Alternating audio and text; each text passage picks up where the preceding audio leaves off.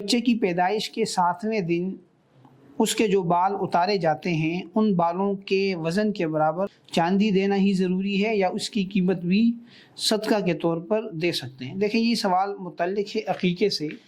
عقیقہ جو ہے کہتے ہیں کہ بچے کی پیدائش کے 7ویں روز جانور کو ذبح کرنا، ایسا جانور جس میں قربانی کی شرائط ہوں۔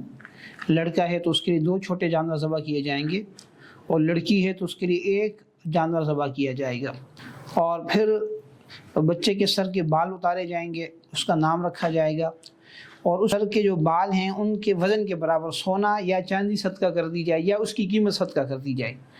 یہاں پہ جو سوال ہے اسی سے متعلق ہے کہ کیا چاندی دینا ہی ضروری ہے یا اس کی قیمت بھی دے سکتے ہیں؟ تو اس کا جواب یہ ہے کہ آپ سونا دیں یا چاندی دیں یا اتنے وزن کی، یا جتنا سونا اور چاندی بالوں کے وزن کے برابر بنتا ہے اس کی قیمت دے دیں، یہ بھی جائز ہے، اس میں کوئی حرج نہیں ہے۔ باقی عقیقہ مستحب عمل ہے جو بچے کی پیدائش کے 7ویں روز کیا جائے گا، اور یہ کرنا چاہیے جس کو اللہ نے وسعت دی ہے۔ جس کے پاس وسعت نہیں ہے، طاقت نہیں ہے، مالی طور پر کمزور ہے، تو اس کو اپنے آپ کو تنگی میں ڈالنے کی ضرورت نہیں ہے، ٹھیک ہے نا۔ ظاہر ہے کہ چھوٹا جانور بھی آج کل بڑا مہنگا ہوتا ہے، ایک آدمی کے پاس اپنے یعنی زندگی گزارنا اس کے لیے مشکل ہے، تو اس کو خواہ مخواہ اس تنگی میں پڑنے کی ضرورت نہیں ہے۔